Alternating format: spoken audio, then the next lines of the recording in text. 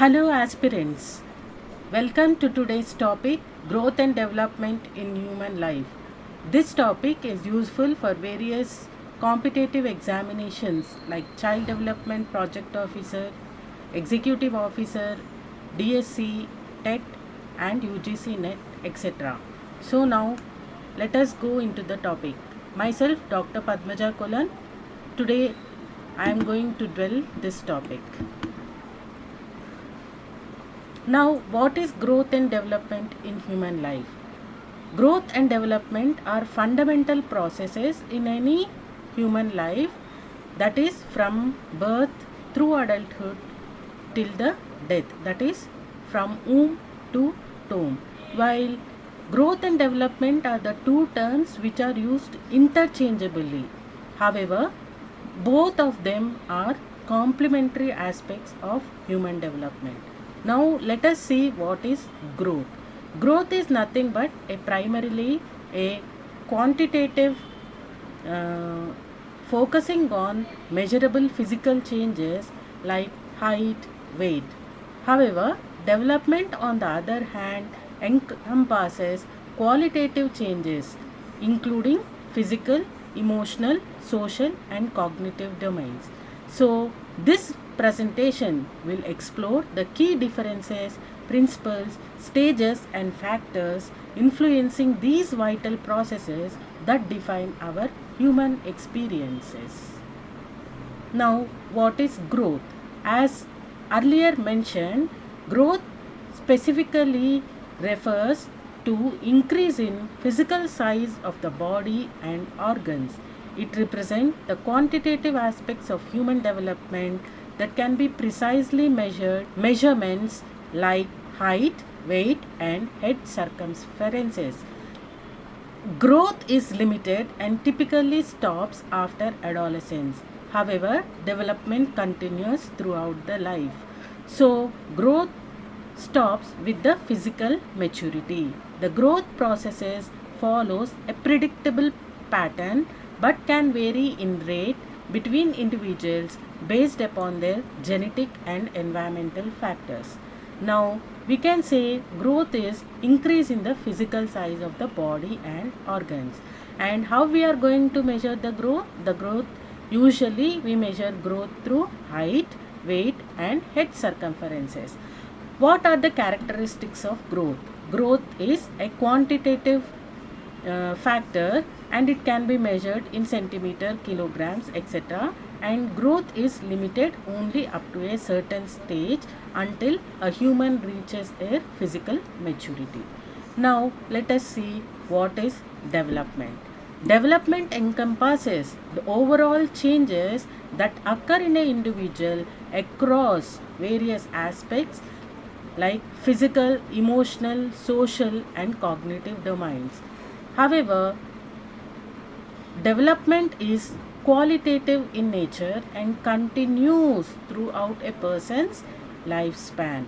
Development includes milestones such as person learning to speak, developing thinking skills, experiencing emotions and building social relationships. These changes represent increasing complexity and sophistication in human capabilities. Now, to conclude, what is development? Development is nothing but the overall changes in physical, emotional, social and cognitive ability. And the examples of development include learning to speak, thinking, feeling emotion and social skills. Now, let us see what are the characteristics. Once again, it is qualitative, cannot always be measured and it is continuous throughout the life. Now, let us see what are the differences between growth and development. Growth and development are usually interrelated process, but they differ significantly in their nature, measurement and duration. So, one has to understand the difference between growth and development such that the educators and parents can support the overall development of a child.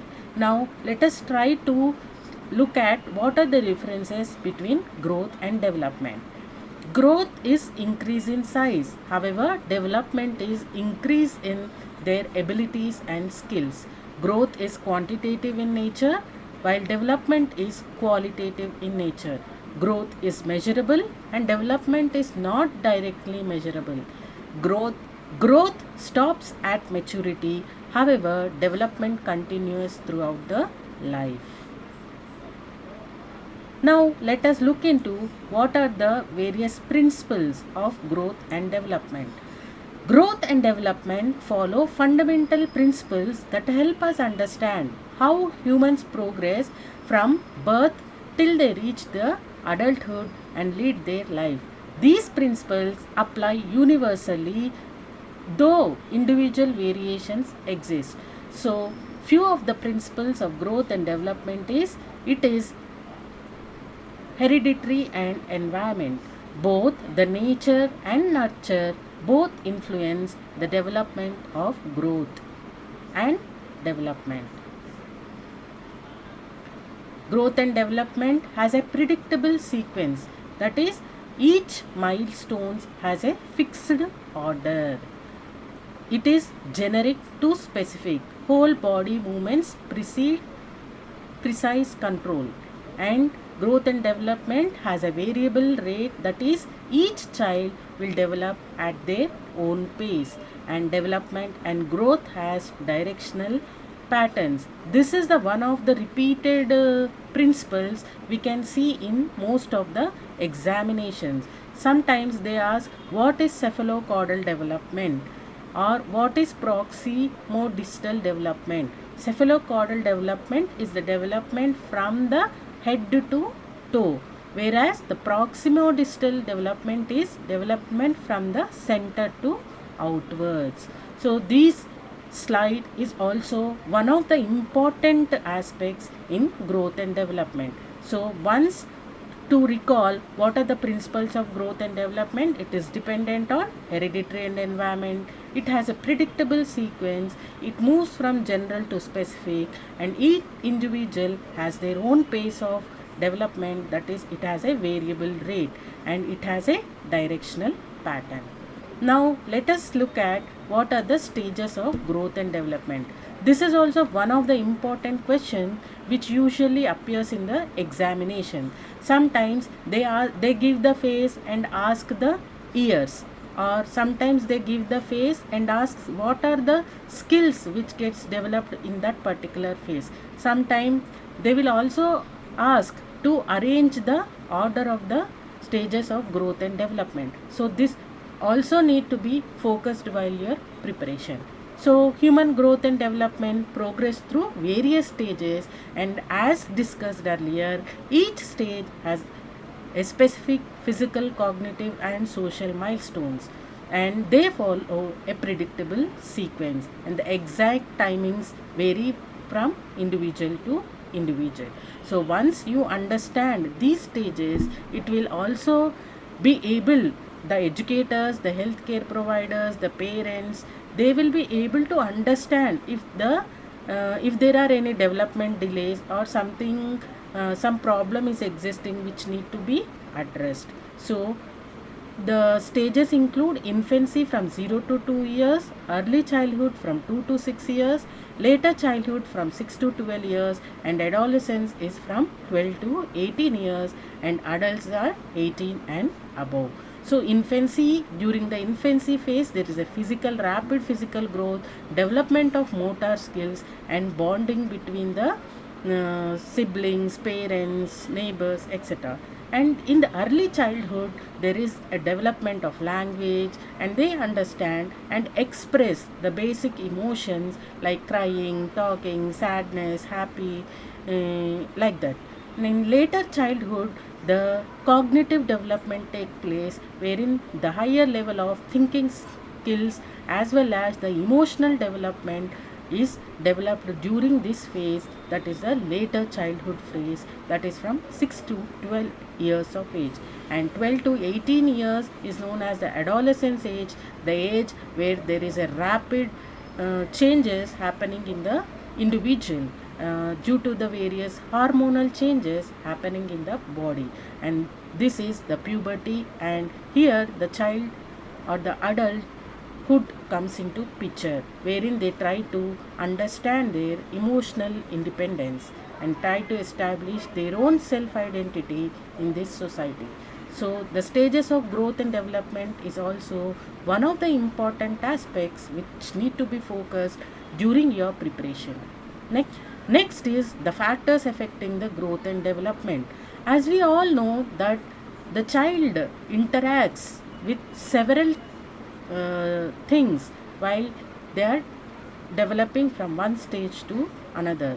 These factors can either support optimal development or create challenges that may hamper the development of the child, which may be required to be intervened, and support need to be given for the child to have optimum development. So now understanding these influences will help the teacher or educator to create an environment in school, and also help the children's parents to create environment in their homes such that the child will reach his or her highest development potential regardless of the starting circumstances. So hence one need to understand what are the factors which affect the growth and development of the child.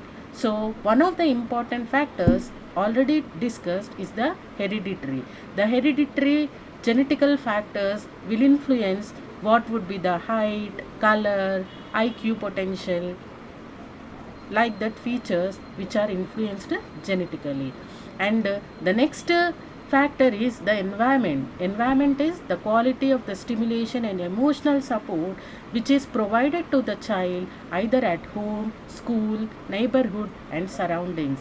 Even the socio-economic status is one of the important factor which will influence and affects the education and healthcare access which will be given to the children.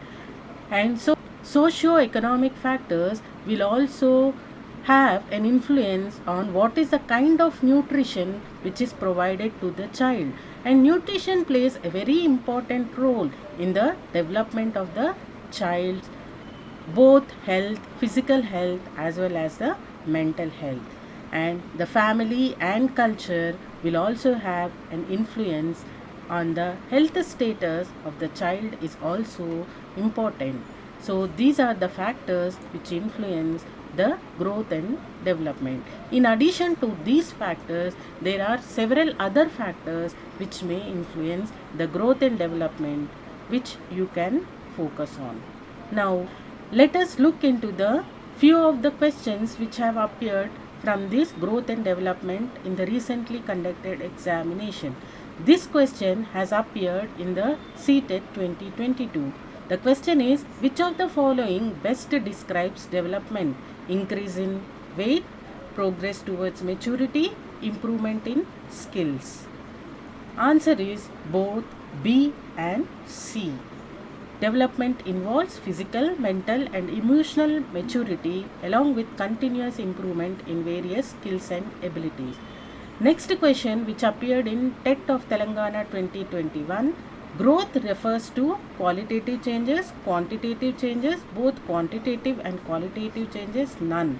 The answer for this question is the quantitative changes. That is, growth is measurable in terms of height, weight and other physical dimensions. Similarly, in the DSC AP 2020, the question is, development is continuous and regular, occasional, sporadic, happens only during childhood. The answer for this question is the development is continuous and regular.